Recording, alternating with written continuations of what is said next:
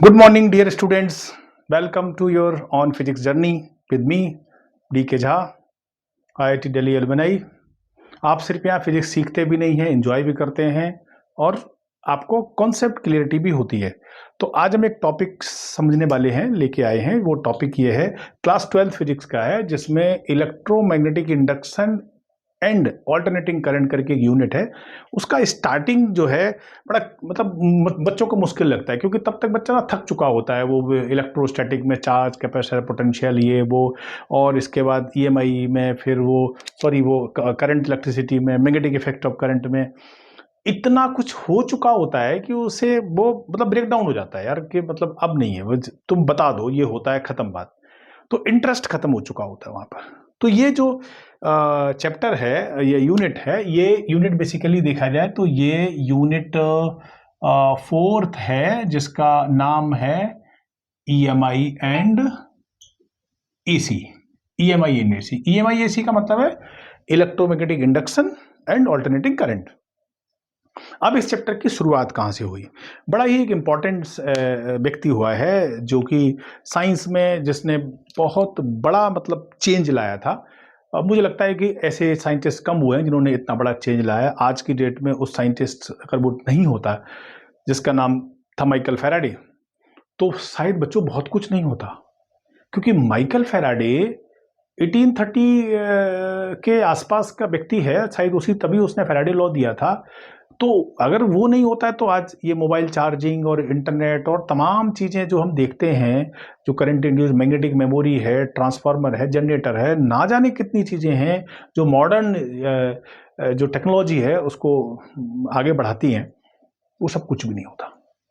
मैं बता रहा हूँ बहुत क्लियर। अब वो व्यक्ति क्या कहा उसने, हम इस चौथी यूनिट तक इतना थक चुके होते हैं कि उस बात की आत्मा हमारे दिमाग से निकल चुकी होती है, हम सोचते हैं यार रट लो। लेकिन मैं आपको एक इंट्रोडक्टरी बात बता रहा हूं, जिससे कि आपको चैप्टर में एक इंटरेस्ट आएगा। तो बच्चों, फैराडे जो था उसने क्या बताया था? फैराडेज के कुछ एक्सपेरिमेंट थे जो वो ये सोचता था। उसने पहला एक्सपेरिमेंट क्या किया? इसके पहले कि मैं आपको फैराडे का एक्सपेरिमेंट बताऊं, मैं आपको एक बात और बता दूं कि चैप्टर जो यूनिट 1 है फिजिक्स की, यूनिट 1 ये कहती है कि charge at rest, charge at rest. और चार्ज एट रेस्ट क्या चीज है? Charge at rest electric field induce करता है। Charge at rest electric field. Unit 2 जो है वो ये कहती है करंट, इलेक्ट्रिसिटी। करंट मतलब चार्ज के मोशन से करंट आता है। अगर ये इलेक्ट्रॉन है तो करंट होता है। मतलब चार्ज का मोशन हो गया, पहले चार्ज रेस्ट पे था, चार्ज का मोशन हो गया।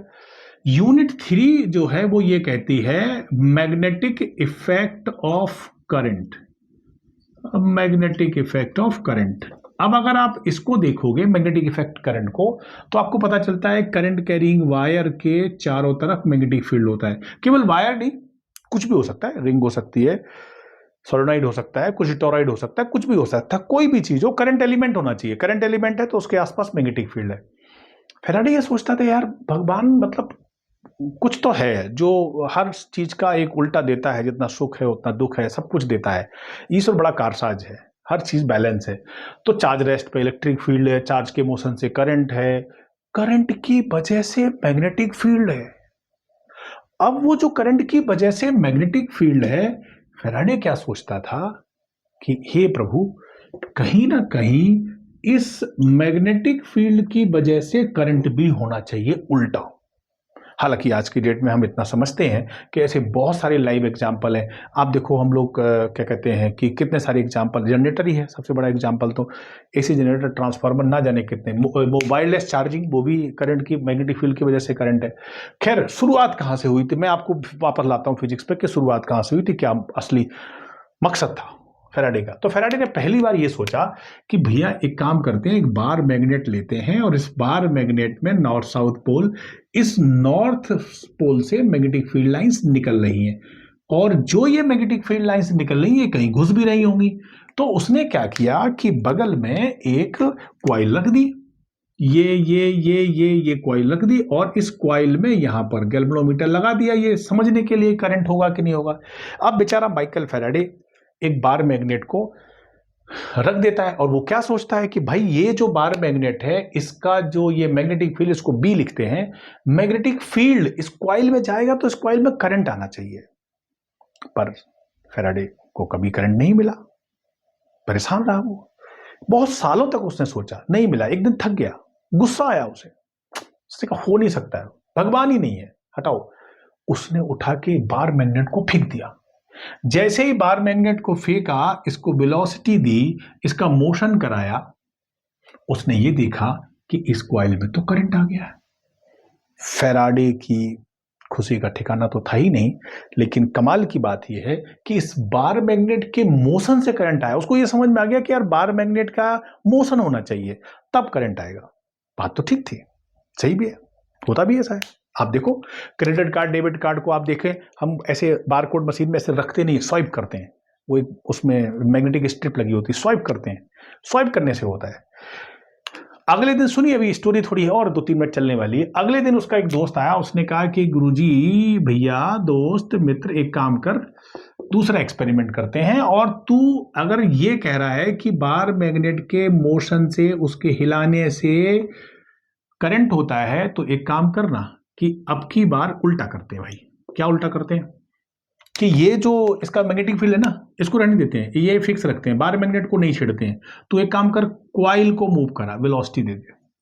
जब उसने कॉइल को वेलोसिटी दे दी तब भी करंट आया। फैराडे और खुश हुआ, उसको ये समझ में आया, आज पहले ये कह रहा था कि बार मैग्नेट का मोशन, फिर उसको समझ में आया कि रिलेटिव मोशन होना चाहिए, कुछ भी हो, चाहे बार मैग्नेट का मोशन हो, चाहे कॉइल का मोशन हो, रिलेटिव चेंज, रिलेटिव वेलोसिटी, ऐसा नहीं एक साथ नहीं, रिलेटिव, थोड़ा बहुत ज्यादा, relative, non zero relative velocity होनी चाहिए, तो उसकी वजह से करंट आएगा। मतलब मैग्नेटिक फील्ड करंट इंड्यूस करता है, ये बात तो पक्की हो चुकी थी 1831 में। अब देखिए अब क्या हुआ, तीसरा एक्सपेरिमेंट करके वो ये देखता है कि भाई मेरे कमाल की चीज है, आप बार मैग्नेट मत लाओ, आप क्या करो कि एक ये ऐसी कॉइल ले आओ जिसमें वोल्टेज दे दें और वेरिएबल करंट हो। वेरिएबल करंट का मतलब ये एरो लगा, मतलब ये वेरिएबल करंट, एरो समझते हो ना, एरो, एरो का मतलब हमेशा एक सही नहीं होता है ना, ये एरो का मतलब, अब ये सोलेनोइड की तरह एक्ट करेगा, इसका मैग्नेटिक फील्ड होगा, बोलो, इसका मैग्नेटिक फील्ड होगा, किसका, इसका।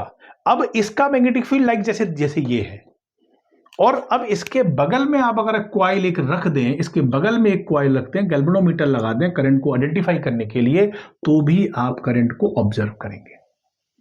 अब फैराडे क्या कहता, सोचिए क्या कहता फैराडे।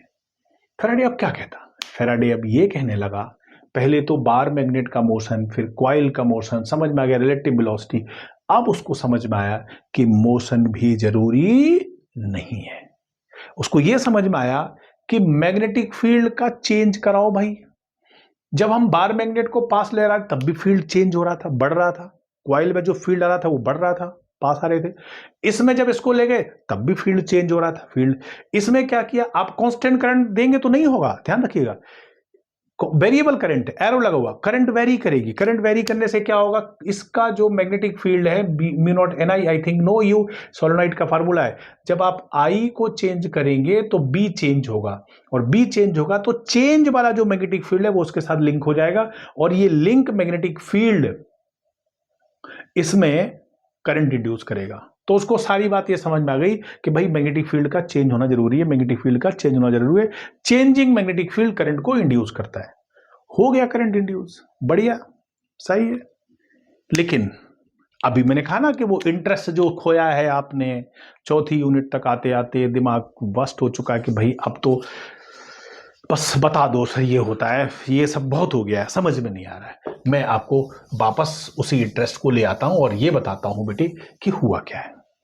आपसे सवाल पूछता हूं कि भाई चेंजिंग मैग्नेटिक फील्ड से और वेरिएशन से, मोशन से ऐसा क्या हुआ है, क्यों आ गया है करंट, उससे क्या जादू है। एक फार्मूला आपने पढ़ा था यूनिट 3 में, Lorentz force, F equals to q v B sine theta. क्या नाम था बताओ इसका, क्यू बीबी नहीं, क्यू बीबी साइन थीटा। बेटे मैग्नेटिक फील्ड तो ये दे ही रहा है, दे ही रहा था, ये दे रहा था, ये दे रहा था, मोशन नहीं था, फील्ड कांस्टेंट था, वेलोसिटी नहीं थी, इन सब के जीरो होने की वजह से, खासकर वेलोसिटी के जीरो होने की वजह से फोर्स नहीं लग रहा था। किस पर? इस कॉइल में जो इलेक्ट्रॉन्स थे, इस कॉइल में जो इलेक्ट्रॉन्स थे उन पर फोर्स नहीं लग रहा था। ये इलेक्ट्रॉन है, उस पर फोर्स नहीं लग रहा था, और फोर्स ना लगने की वजह से इसके अंदर इलेक्ट्रॉन्स रैंडम मोशन कर रहे थे, उनकी ड्रिफ्टिंग नहीं हो रही थी। तो जैसे ही आपने मोशन कराया या फील्ड को चेंज किया, फोर्स लग गया इस कॉइल के इलेक्ट्रॉन्स पे, इस कॉइल के इलेक्ट्रॉन्स पे, इस कॉइल के इलेक्ट्रॉन्स पे, पड़ोसी के फील्ड से। उसकी वजह से इलेक्ट्रॉन ड्रिफ्ट होने लगे। बेटे बहुत बेसिक थ्योरी है, किसी फोर्स से इलेक्ट्रॉन चलने लगता है, ड्रिफ्ट होने लगता है, और उसकी वजह से इसमें करंट आया है।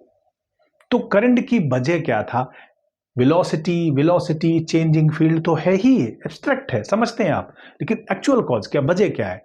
इलेक्ट्रॉन्स पे लगने वाला फोर्स, और उसकी वजह से करंट आ गया। अब करंट आ गया, आपने वजह समझ ली करंट क्यों आया, लेकिन जैसे ही इसका मैथ आगे बढ़ता है फिर आप सरेंडर कर देते हो, अब नहीं हो सकता। क्या बात बकवास है। देखिए फैराडे के एक्सपेरिमेंट थे, तब तक समझ में आया, थ्योरेटिकल चल रहा था, लेकिन अब फैराडेज का सुनिए, पूरी यूनिट का बड़ा मजेदार है। मैं आपको बस इंट्रोडक्टरी बता रहा हूं, डीप में नहीं जा रहे हैं, मैं आपको बस इस चैप्टर का ब्रीफ कर दे रहा हूं ताकि आपको ये समझ में आए कि पूरी यूनिट, पूरा चैप्टर इंटरेस्टिंग है, इसको पकड़िए, ठीक है। Faraday's law of EMI. Faraday एक लॉ देता है, यहां से बच्चों का और ब्रेकडाउन होता है, लेकिन मत करिए, सुनिए। फैराडे के लॉ से पहले मैं आपको बता दूं बेटे, एक मैग्नेटिक फ्लक्स शब्द है phi B, this is B A cos theta. ये बिल्कुल वैसे ही है जैसे इलेक्ट्रिक फ्लक्स हुआ करता था, E A cos theta. B stand for magnetic field, A मतलब एरिया, और कॉस थीटा मतलब बी और ए के बीच का एंगल, अगर उसको बदलेंगे।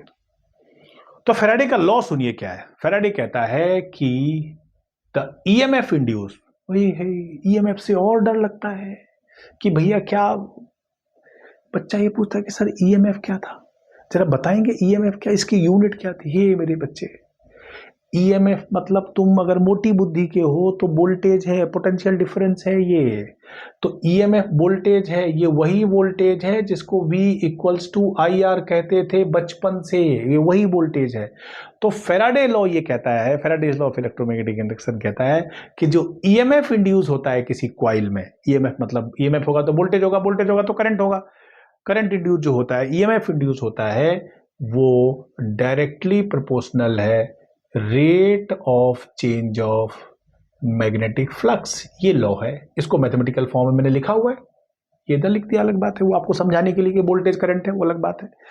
लेकिन ईएमआई कहता है कि ईएमएफ मतलब वोल्टेज जिससे करंट आएगा, कैसे आता है, किसी कॉइल में कब चेंज होता है, as directly proportional to rate of change of magnetic flux. मतलब जो ये फ्लक्स है, ये जो मैग्नेटिक फ्लक्स है बी ए कॉस थीटा, मेरे बच्चे अगर इनमें से कुछ भी चेंज होगा, फ्लक्स चेंज होगा तो ईएमएफ आएगा। तो अभी तक फैराडे कह रहा था कि इसमें बी चेंज किया, इसमें बी चेंज किया, इसमें बी चेंज किया, लेकिन फैराडे थोड़ा भूला हुआ था, उसको बाद में याद आया कि ये बात तो कहीं जबरदस्त कनेक्टेड है। कैसे?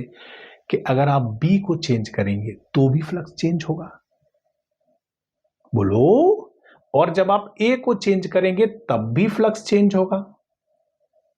मतलब जरूरी नहीं कि कॉइल का हमने मोशन कराया, बी का, कॉइल का मुंह खोल देते, हाँ बड़ा कर देते, छोटा कर देते, एरिया बदल देते उसका, ये वाला क्रॉस सेक्शन एरिया बदल देते, ये तब भी एरिया के बदल, तब भी फ्लक्स चेंज हो सकता था। फ्लक्स तो तब भी चेंज होता, आप कुछ भी करते, आप ए चेंज बी बदल देते तब भी फ्लक्स चेंज होता है। और अगर आप theta theta theta theta theta theta theta मतलब ओमेगा टी, ओमेगा मतलब एंगुलर वेलोसिटी, मतलब आप कॉस थीटा को कॉस ओमेगा टी भी लिख सकते थे, समझ रहे हैं ना।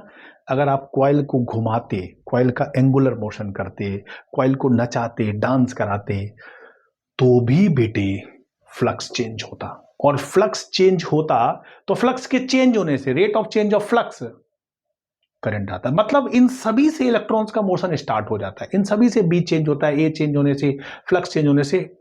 तो तीन तरीके हैं, तीन तरीके हैं। क्या? बी को चेंज करेंगे तो भी फ्लक्स चेंज होगा, ए को चेंज करेंगे तो भी चेंज होता है। फैराडे का लॉ कहता है कि इनमें से कुछ भी चेंज करोगे तो ईएमएफ इंड्यूस होगा, ईएमएफ इंड्यूस होगा। ईएमएफ इंड्यूस होगा तो वोल्टेज है, वोल्टेज तो करंट आएगा, मतलब करंट आ गया। लेकिन अब मैं जो कह रहा था कि भैया चैप्टर है ये ब्रेक डाउन हो जाता है, आपके बस का नहीं है, आप बड़े थकाप फील करते हैं, आप ये समझ नहीं पाते कैसे हो रहा है, बेटी पकड़िए इस बात को, समझिए, बहुत जरूरी है इस बात को समझना। क्या? देखिए, जब बी को चेंज करेंगे, ए को चेंज करेंगे, उससे जो फ्लक्स चेंज होगा उससे ईएमएफ होगा। इस पूरी घटना को हम कैद करेंगे इलेक्ट्रोमैग्नेटिक इंडक्शन नाम के चैप्टर में। मतलब ईएमआई में पढ़ेंगे क्या? आप बी चेंज कर रहे हैं, जिसमें आप म्यूचुअल इंडक्टेंस, सेल्फ इंडक्टेंस, कुछ भी पढ़ रहे हैं, X Y Z, everything related B change, A change और इन सब से।